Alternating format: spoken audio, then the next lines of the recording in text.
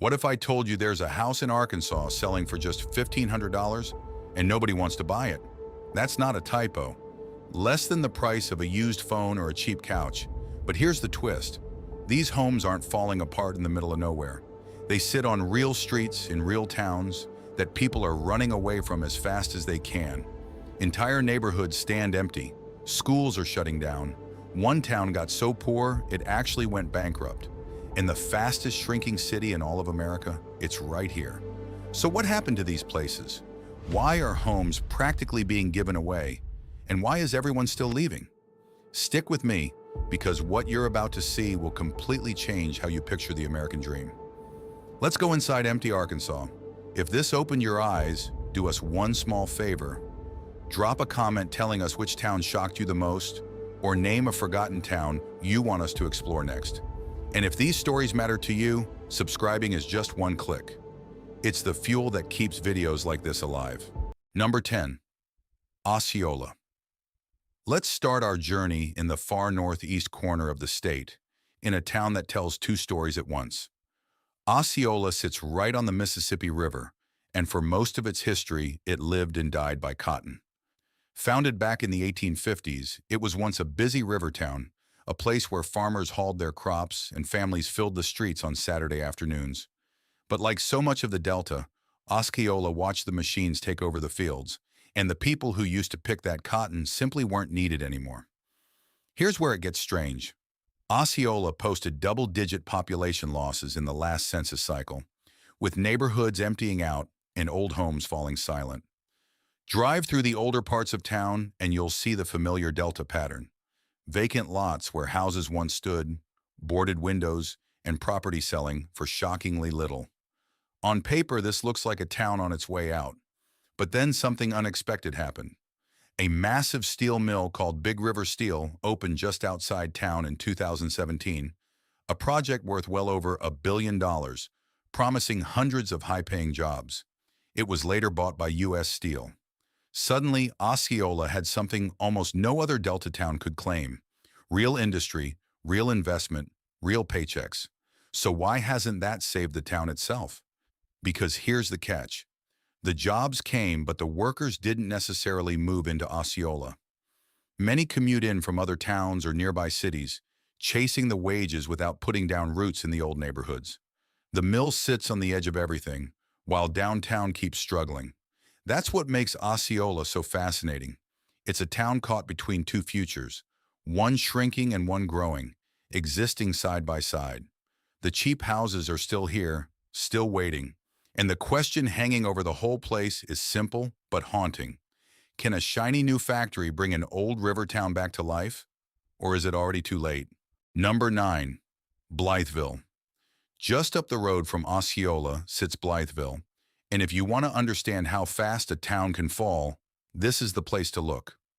Blytheville was booming not that long ago. It had cotton, it had industry, and above all, it had the military. For decades, an Air Force base anchored the entire local economy, pumping money, families, and energy into the community. As long as the base was open, Blytheville had a future. Then in 1992, the ground gave way beneath it. Eaker Air Force Base, once a proud strategic bomber installation, officially shut down as part of a nationwide round of base closures. Overnight, one of the biggest employers in the region vanished. Thousands of people connected to the base packed up and left. And the shock didn't stop there. In 1998, 2 more manufacturing plants in the local industrial park closed their doors, each of them employing hundreds of workers. You can imagine what that did to a town. Blytheville lost more than 2,200 people, over 10% of its population, in a single recent decade. That's not a slow leak. That's a hemorrhage.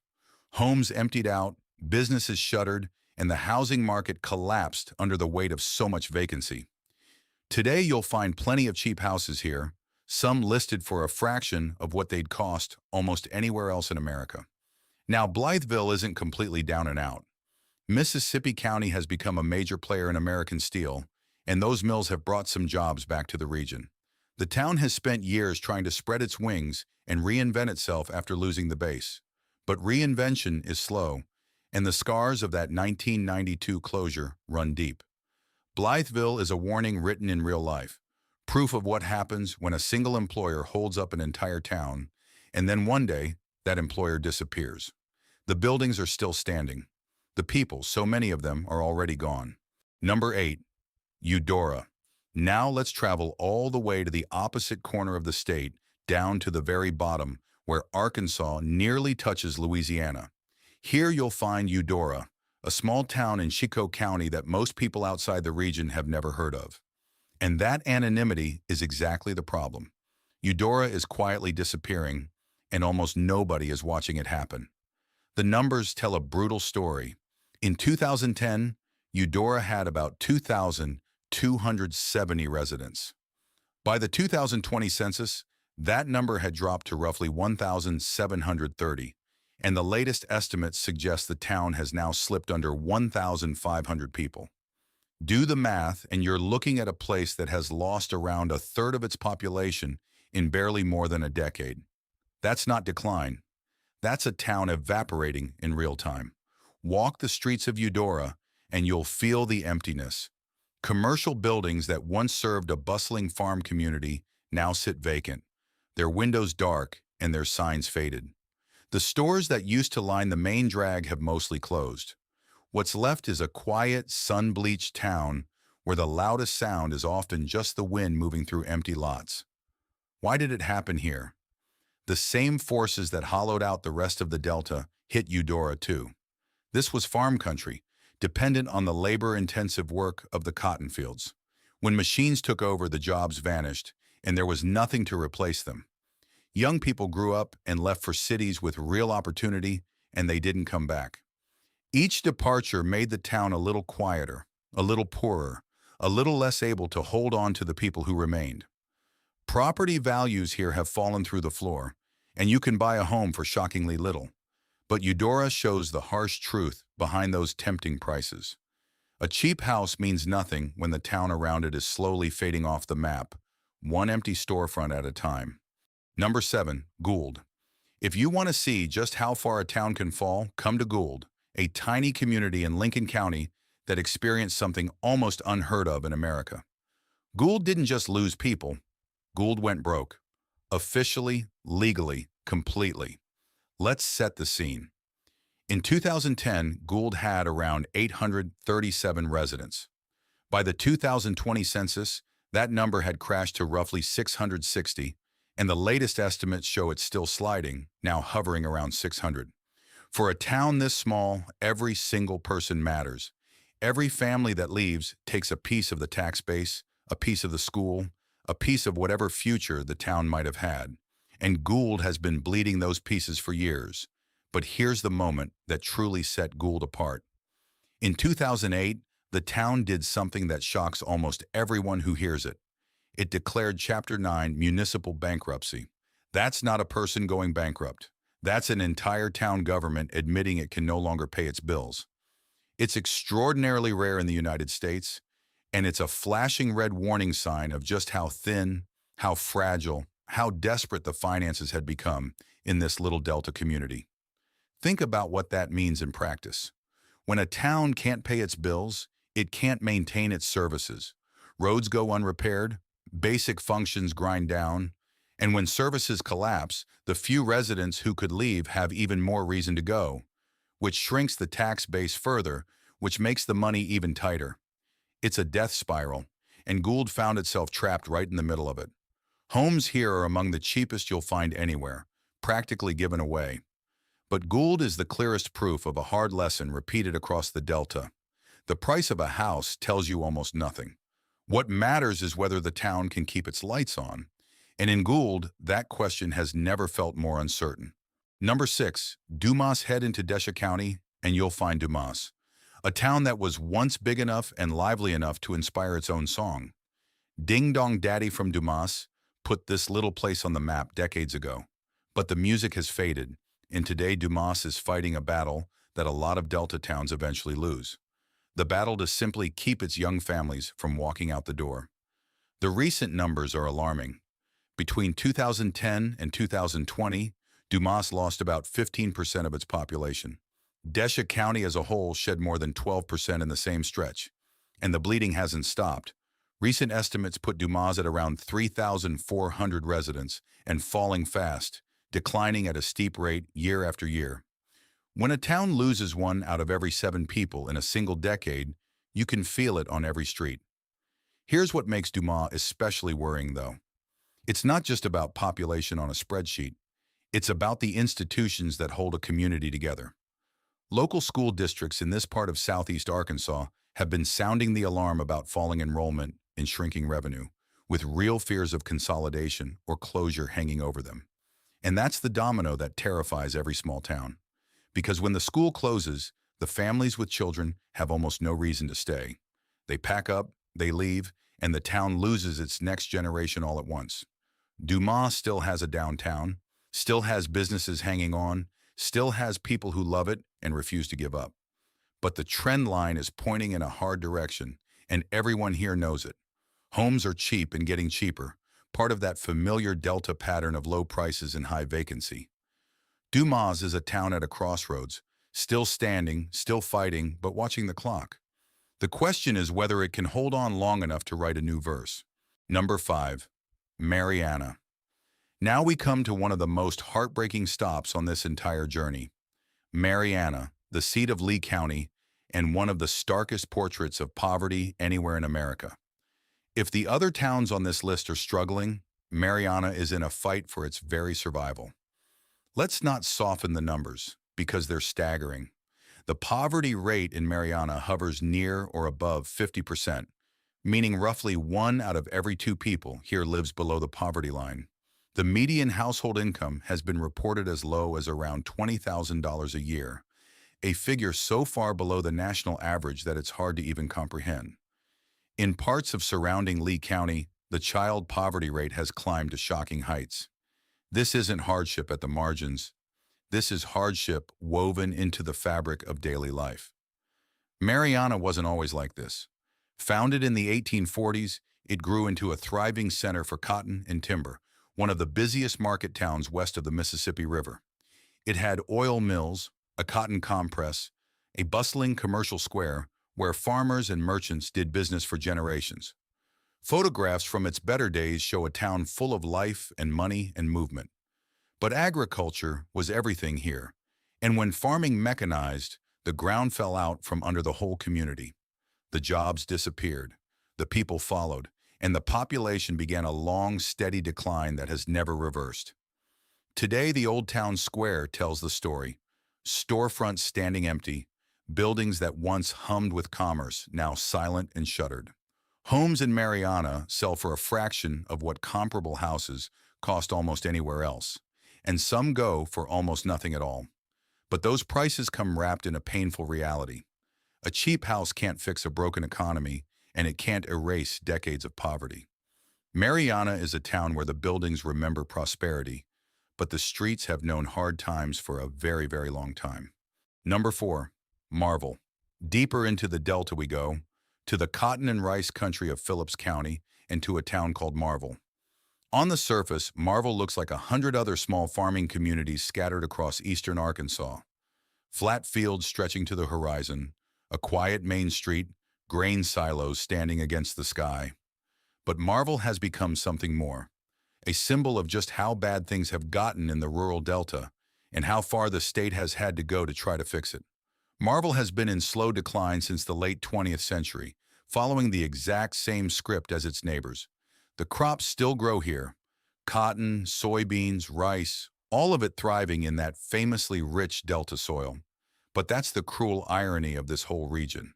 The land is more productive than ever, yet it needs fewer people than ever to farm it. Mechanization replaced human hands faster than any new industry could arrive, and the workers who once filled these fields had nowhere left to turn. But here's what makes Marvell stand out.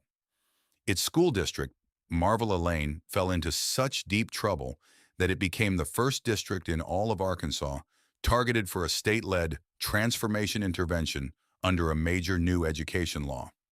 After years of fiscal distress and collapsing enrollment, the state essentially had to step in to try to save it. Think about what that signals. When your school is so far gone that the state has to take extraordinary action, it means the community around it is in serious danger. And that's the heart of Marvell's crisis. Because in a town like this, the school isn't just a building, it's the anchor. It's the reason young families stay. When it falters, families start eyeing the exits and the whole town wobbles. Property here is dirt cheap, almost worthless on paper, because there's barely any local economy left to draw a buyer. Marvell is fighting to hold on to the one institution that might keep it alive. Number 3. Elaine. Just a short drive from Marvell lies Elaine, a tiny town of only about 500 people, and one carrying a weight of history far heavier than its size suggests. To understand Elaine, you have to understand that this is not just a story of economic decline. It's a story haunted by one of the darkest chapters in American history. In 1919, Elaine was the site of a horrific massacre. Black sharecroppers who had gathered to organize for fair pay were met with overwhelming violence. And in the days that followed, an unknown number of black residents, estimates range into the hundreds, were killed. It stands as one of the deadliest incidents of racial violence in the history of the United States. That trauma is stitched into the very identity of this place, a wound that the community has spent over a century trying to acknowledge and heal. Today, Elaine is a small farming community that has quietly faded along with the rest of the Delta. Its population, around 500 at the last census, continues to fall year after year. The mechanized agriculture that transformed this region wiped out the jobs that once supported thousands of families here. There's very little local economy left. Few stores, few employers, few reasons for young people to stay once they've grown up. Walk through a lane and you'll feel the stillness. This is a town where the past is louder than the present, where history museums and memorials work to keep memory alive even as the living population shrinks. It's a place fighting on two fronts at once, trying to reckon with an unspeakable tragedy while also simply trying to survive as a community. Property here is among the cheapest anywhere, because with almost no jobs and a steadily vanishing population, there's hardly any demand at all. Elaine is proof that the lowest prices in America often mark the places that have carried the heaviest burdens and endured the hardest history. Number 2. Helena-West Helena. Now we reach a town whose story might break your heart, because Helena-West Helena wasn't always struggling. It was a star. Perched right on the banks of the Mississippi River, this was once a bustling, prosperous port city, and remarkably a legendary birthplace of the blues. Music history was made here. Riverboats crowded the waterfront, grand buildings rose downtown, and the streets pulsed with commerce and culture. If you'd stood here decades ago, you'd have sworn this town would last forever. Then came the long, slow unraveling. Helena has lost more than half of its population from its mid-century peak. An astonishing collapse for a place that once seemed so full of life. The decline was so severe, so relentless, that in 2006 something almost unthinkable happened. Two towns, Helena and West Helena, actually merged into a single city. Why? Because each of them was shrinking so fast that they could barely function alone. Combining was a survival move, a last-ditch effort to hold on. The struggles run deep. Poverty here sits around 30%, and the once glorious riverfront is now dotted with grand old buildings standing abandoned or slowly crumbling into ruin. You can walk past beautiful historic structures, the bones of a wealthy past, and see them empty, their windows dark, nature slowly reclaiming what people built. It's the kind of sight that stops you in your tracks, a visible ghost of prosperity that used to be. Homes here can be bought for well under $30,000, and at tax sale, often far less than that. On paper, it's one of the cheapest real estate markets in the country, but that price tag hides decades of loss, the factories that closed, the river trade that faded, the young people who left and never returned. Helena-West. Helena is a town that remembers greatness. The blues still echo in its history. The river still rolls past its shore. But the crowds are gone, and the silence downtown speaks volumes. Number 1. Pine Bluff. And now we arrive at number 1, the town that has become the face of America's rural decline. the place that shocked the entire nation. Pine Bluff, Arkansas, has been called the fastest shrinking city in the United States. Not one of the fastest. And once you see it, you'll never forget it. Let's look at how far it's fallen. Back in 1990, Pine Bluff was home to around 57,000 people. By the 2020 census, that number had crashed to roughly 41,000, and estimates show the bleeding has only continued since, with double-digit losses piling on top of one another. Tens of thousands of people simply gone. This was once a thriving city, a center for the lumber industry with a major paper mill that brought jobs and life to the whole community. It had a downtown people were proud of. Today, that downtown has become almost surreal. Whole blocks sit boarded up and abandoned. In fact, the decay became so severe that historic buildings along the Main Street corridor literally began collapsing. Starting around 2014, brick and mortar crumbling into the street, a city falling apart in real time. Photographers and documentary filmmakers now travel here just to capture the haunting emptiness, the streets where a bustling city used to be. Abandoned houses are everywhere, and cheap listings flood the market. But the reasons people leave are the same reasons nobody rushes to buy. Lost industry stripped away the jobs. Crime rose. And as more residents fled, the tax base shrank, which meant fewer services, more decay, and even more people heading for the exits.